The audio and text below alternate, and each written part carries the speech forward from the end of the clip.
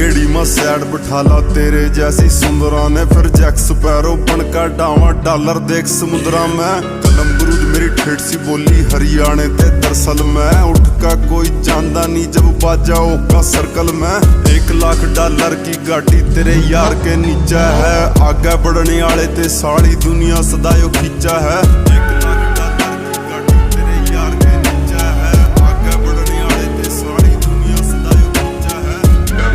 वैसे अपने बोलू तो मगर हरियाणा में गाड़ प्यार तो क्या करे, जब छो मारे ना जिप मारा करे गाड़ ना बक्या करे। मारी रीस तू के करेगी हम देसी बालक, देसी बालक गामा के हम, देसी बालक गामा के।